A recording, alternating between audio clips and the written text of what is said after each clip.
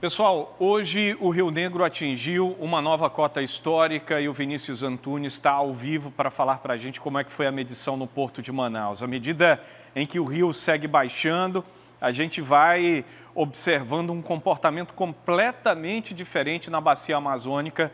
Pelo menos nos últimos 110, 120, 130 anos não se viu coisa parecida. Né, Vinícius? Seja bem-vindo, boa tarde para você.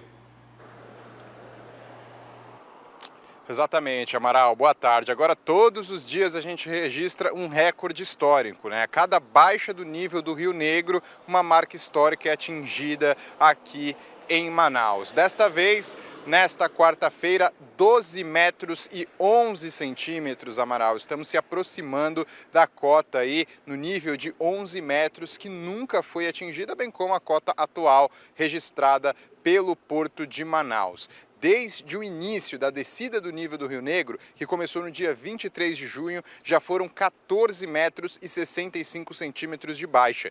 Quando o rio começou a baixar, ele estava em 26 metros e 85 centímetros. A gente destaca que a seca histórica do ano passado contribui também para a seca histórica deste ano, já que o Rio Negro não teve o tempo suficiente de recuperar o seu nível mais alto, ou seu nível comum para a época de cheia, que fica ali em torno de 28 a 29 metros todos os anos. Em 2021 foi registrada a maior cheia da história do Rio Negro também. A cota ultrapassou os 30 metros e tudo isso influencia também na situação que estamos acompanhando agora. Desde o início dessa estiagem, mais de 2 toneladas de alimentos já foram distribuídos, bem como purificadores de água e cilindros de oxigênio. Em Vira, inclusive, uma usina foi instalada para garantir o abastecimento de oxigênio. Situação muito difícil aqui no Rio Negro, mas também situação difícil no Médio Solimões, viu, Amaral? A cota atual nas proximidades do município de Itacoatiara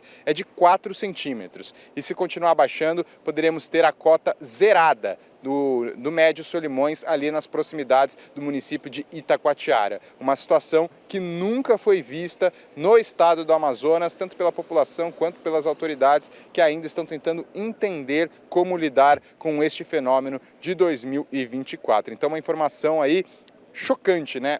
A cota do nível do rio no Médio Solimões pode zerar nos próximos dias. Só para encerrar, Amaral, a baixa de ontem para hoje no Rio Negro foi de 6 centímetros, o que mostra que o ritmo está diminuindo, mas ainda desce diariamente e a gente deve acompanhar mais alguns dias de descida desse nível. Porém, especialistas já informam que lá na cabeceira do rio, em Tabatinga, o nível já começou a subir. É uma informação que traz esperança para os próximos dias. Amaral, volto com você. Pois é, Vinícius, graças a Deus começou a chover na região de cabeceiras da bacia amazônica, principalmente no Alto Solimões. Chuvas torrenciais naquela região fizeram o nível do rio começar a subir, o Solimões começou a subir lá na região do Alto Solimões. E em Itacoatiara, que preocupação, né, Vinícius? O Médio Amazonas em Itacoatiara podendo chegar a essa cota zerada, e isso traz preocupação para os municípios que estão abaixo de Itacoatiara, no Rio Amazonas, né? Urucurituba, Urucará, Silves, Itapiranga, São Sebastião do Uatumã, a região do Paraná do Ramos, Boa Vista do Ramos, Barreirinha, Inhamundá e Parintins, que é município polo na região do Baixo Amazonas, com muita preocupação em relação ao Rio Amazonas, que segue baixando o nível drasticamente nessas regiões, né?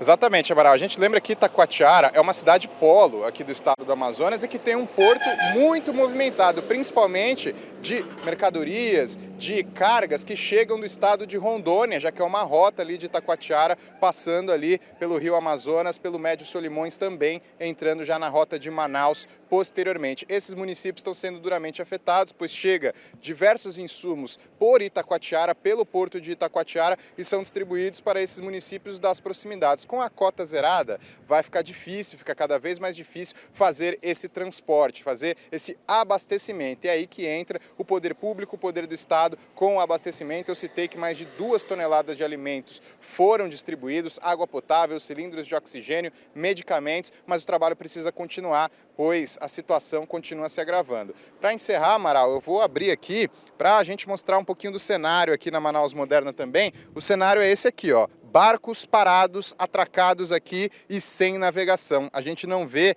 praticamente barcos navegando no Rio Negro neste horário, nesta localidade, muito por conta do nível do rio que já mostra aí um certo perigo para a navegação. No máximo, embarcações pequenas que saem daqui para cumprir os seus compromissos, né? Mais embarcações maiores, como a gente vê os barcos aqui atracados, paradinhos, até que o nível do Rio Negro comece a subir novamente. Amaral.